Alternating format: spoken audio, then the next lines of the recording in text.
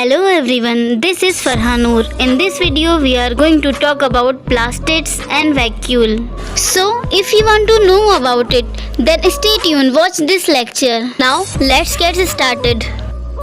Here, let's have a look at the entire animal cell. We have indeed completing discussing all the cell organelles. But what about the plant cells? We haven't spoken about two cell organelles which are present only in the plant cell. So let's come to that.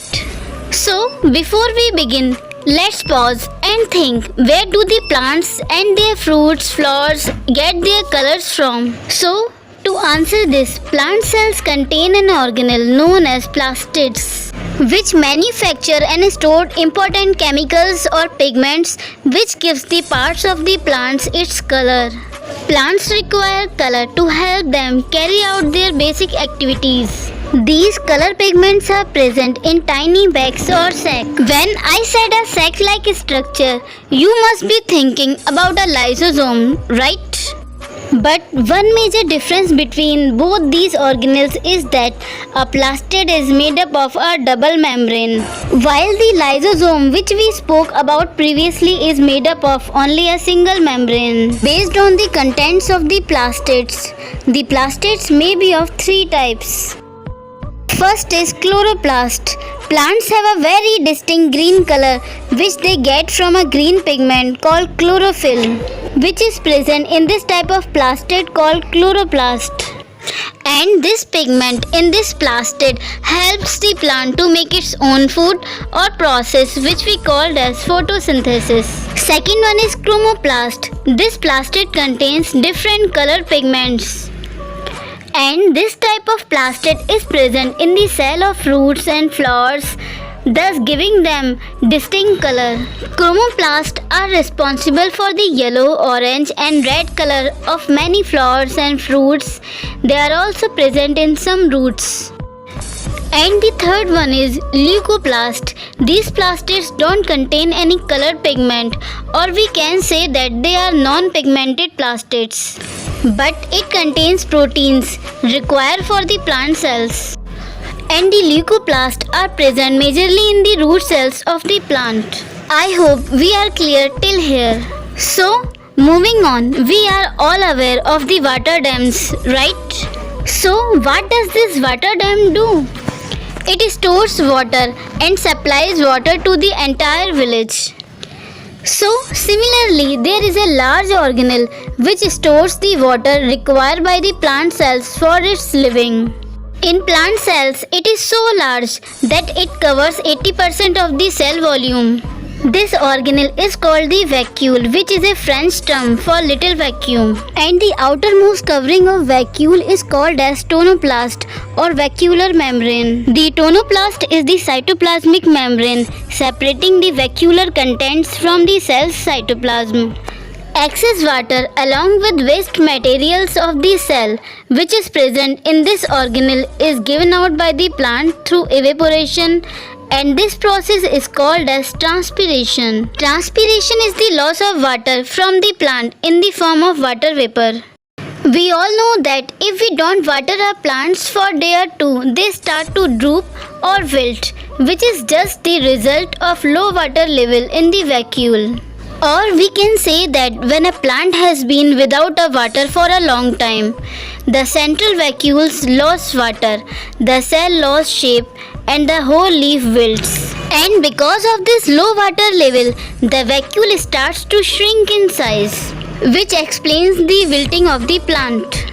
So we have completed discussing all the plant cell organelles. So let's quickly revise the previous session. Here we have completing discussing everything about the cell.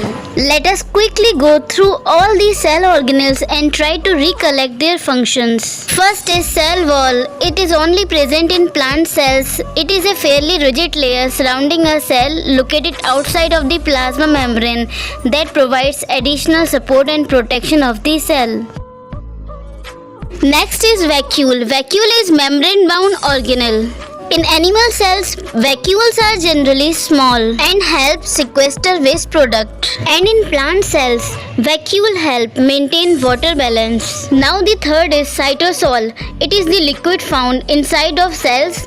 It is the water-based solution in which organelle, proteins and other cell structures float. Fourth one is cytoskeleton. Cytoskeleton is a structure that helps cells maintain their shape and internal organization, and it also provides mechanical support that enables cells to carry out essential functions. Fifth one is chloroplast. Chloroplast has a structure called chlorophyll, which functions by trapping the solar energy, and it used for the synthesis of food in all green plants. The sixth one is mitochondria.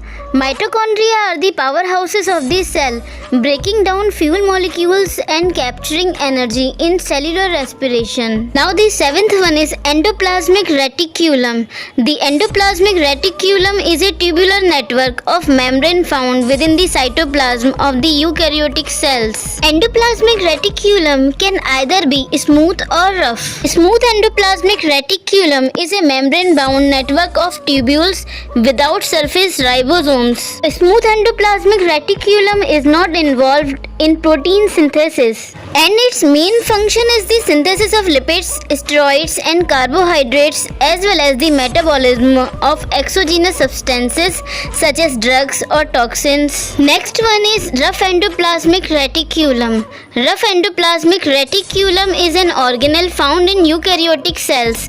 Its main function is to produce proteins. Now the ribosomes. Ribosomes is a complex molecular machine found inside the living cells that produce proteins from amino acids during the process called protein synthesis. Now the next one is Golgi complex or Golgi body. A Golgi body, also known as a Golgi apparatus, is a cell organelle that helps process and package proteins and lipids molecules, especially proteins, destined to be exported from the cell.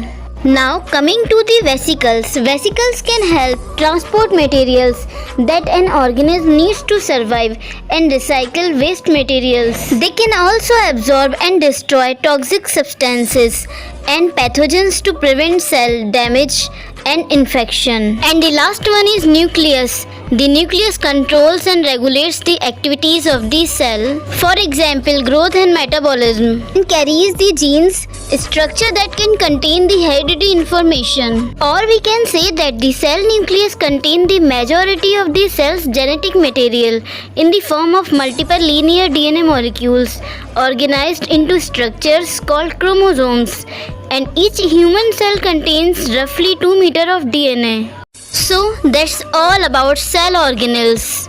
I hope you understand all about it. And if you have any doubts on the entire cells chapter, you can ask me in comments below. If you like this video, hit the like button, share it with your friends, and please subscribe our channel to get more videos like that. Thank you. Bye bye.